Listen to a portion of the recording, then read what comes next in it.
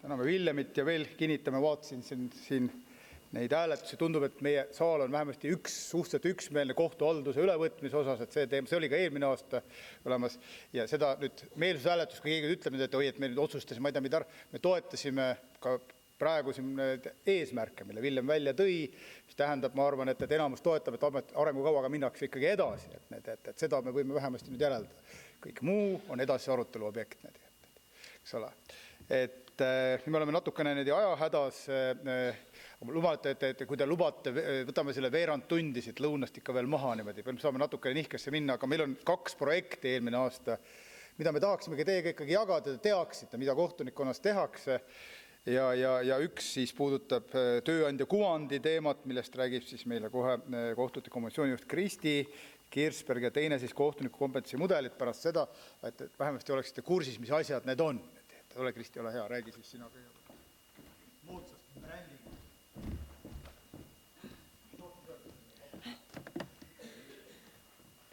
Head külalised, head kohtunikud, ma luban, et ma teen kiiresti. Ülesande siis kohtu kui tööandja kuvandiga tegeleda tegelikult andis meile täiskogu möödunud aastal. Ja koheselt me ka pihta hakkasime ja tänaseks tegelikult juba 100 kohtutöötajad on panustanud. Kes osales fookusgruppide intervjuudes, kes töögruppides, pildistamisel, videotel, nii et aitäh juba kõigile, kes on kaasa löönud. Meie koostööpartner Instar tegi aga ühe väga-väga mahuka analüüsi. Ehk et ühelt poolt nad uurisid, mida meie inimesed arvavad kohtus töötamisest ja teiselt poolt, mida ootavad õigustudengid, mida ootavad juba praktiseerivad juristid ja tegelikult ka mida ootab avalikkus. Ja siit ma tooksin tegelikult välja täna ainult 3 asja. Kõigepealt selle, et õigustudengite ja juristide ootused on tegelikult üsna ühesugused. Nad tahavad, et kohus kohtleks töötajaid võrdselt ja ausalt, et palk oleks korralik ja õigustudengitele on oluline hea sisekliima ja kogenud juristidele siis juba kompetentsed juhid. Teiseks on meil jätkuvalt väga palju müüte, mida me peame murdma. Võib-olla need, mis ma siin välja tõin, on mõneti markantsemad, aga tegelikult see hirm, et kohtus töötamine nõuab väga palju eraelulisi piiranguid, on väga paljudel, eeskätt noortel. Ja 3. asjana on üks arv, see on 42%. Ja need on tudengid, kes magistriõppe ajal töötavad ja nad ütlevad, et nad on oma tööga kas rahul või väga rahul. Mis tegelikult tähendab seda, et kui meie süsteemi üldjuhul sisenevad juba magistrikraadiga tudengid, siis 42% väga ägedaid ja aktiivseid noori on meie jaoks juba kadunud. Nii et see on üks väga-väga mõtlema panev arv. Aga tegelikult ma täna tahtsin rääkida hoopis sellest, mis me kõik oleme siis ära teinud ja mida kaunist teid siin ees ootab. Me oleme koos siis teiega, teiste kohtutöötajatega pannud paika meie loo, kes me üldse oleme ja mida me oma töötajatele pakume, sest me võime pakkuda väga palju, aga kui me seda kuskil välja ei räägi, siis tegelikult inimesed seda ei tea. Meil on olemas kõikide ametikohtade kohta tutvustavad tekstid, ehk siis alates kohtunikust, lõpetades kohtuistungi sekretäriga, tõlgid, kõik, et mida nad teevad ja keda me oma süsteemi ootame. Ja töögruppides suure põneva vaidluse tulemusena selgus meil siis ka meie nii-öelda slogan või hüüdlause. Ja ma tahan siin rõhutada, et see on kohtu kui tööandja hüüdlause, see ei ole kohtute hüüdlause, et siin väike nüanss on. Ja selleks siis sai, et kohtud professionaalsuse ja põnevusega, ehk siis kohus, kohtud, kohtuma, kohus 2 erinevas siis nii nimi kui tegusõnas. Ja see väike näide, mida me oleme siin toonud, et sellised saavad olema meil siis tulevikus nii-öelda bännerid, mida te saate kasutada oma LinkedIn kontodel ja igal pool mujal. Aga selle kõige kohta info tuleb, sellepärast et meie praegune veebileht või see nii-öelda tule tööle leht ei toeta seda, et kogu seda ilu seal väga kenasti näidata. Nii et suve jooksul me loodame seal kõik korda saada ja kõik selle materjali, mida te saate ka kasutada erinevate siis töökuulutuste jagamisel või oma sotsiaalmeedias teile ka teada anda. Lisaks on meil olemas fotopank, mida saab töökuulutustest kasutada, sest töökuulutusi kohe kindlasti me peame uuendama.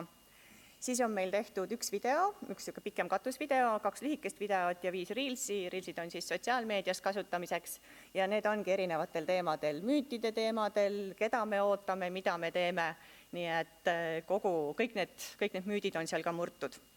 Ja lisaks on siis koostööpartner teinud meile terve aastase tööplaani, mida me hakkame siin personalidega nüüd arutama ja seda ellu viima.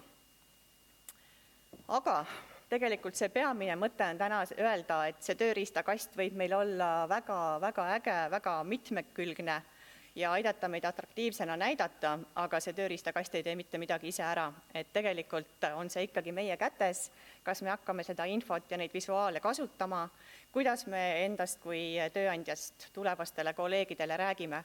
Ehk et see natukene klišeelik, aga täiesti tõene lause, et parimad saadikud oleme me ise.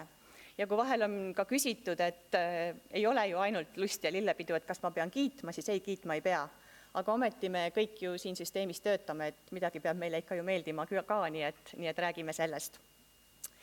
Ja minu lühikese jutu lõpetuseks siis üks video, mida me siin oleme nüüd teinud, seal oli juba üks täheviga küll sees, mida me nägime, aga vast sellest ei ole hullu.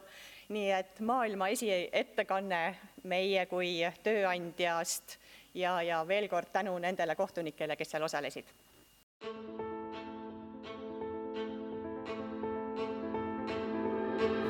Selle tööga me saame muuta ümbritsevat maailma paremaks. Usaldusväärsus tähendab seda, et inimene teeb, mida ta lubab. Asjatundlikkus tähendab minu jaoks seda, et kohtunik kindlasti ei saa piirduda kõige selle teadmisega, mille ta on omandanud ülikoolis tudengina. Asjatundlikkus, sõltumatus ja usaldusväärsus, ma arvan, et nendes kolmes sõnas peitubki õigusriigi kohtu olemus.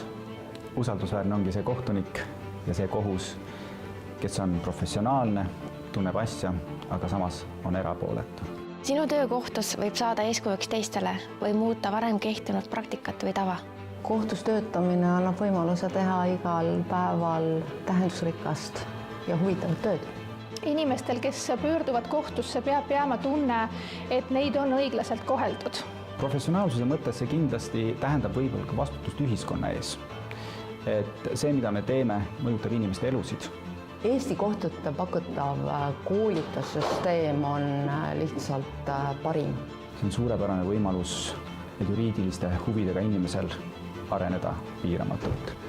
Eesti kohtutesse on siis oodatud inimesed, kes on usaldusväärsed, töökad, toetavad, kes ei karda uusi väljakutseid. Eesti kohtutesse on tööle oodatud optimistlikud ja kohusetundlikud inimesed. Kohtumaja kollektiiv peab olema usaldusväärne kogu meie Eesti ühiskonnale. Kuna kohtus pead sa kokku puutuma väga erinevate inimestega, siis on väga oluline, et sul oleks empaatiavõimelisust. Väga palju on olukordi, kus sa pead natuke kastist välja mõtlema. Kohtusse on oodatud tööle ausad, targad ja töökad inimesed. Targad, hoolivad, õiglased, inimlikud, süveneda tahtvad. Laisilmaring tuleb kindlasti kasuks.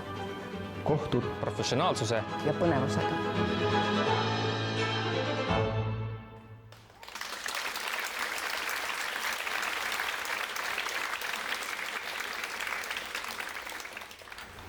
Sellega aitäh minu poolt ja oli siis uute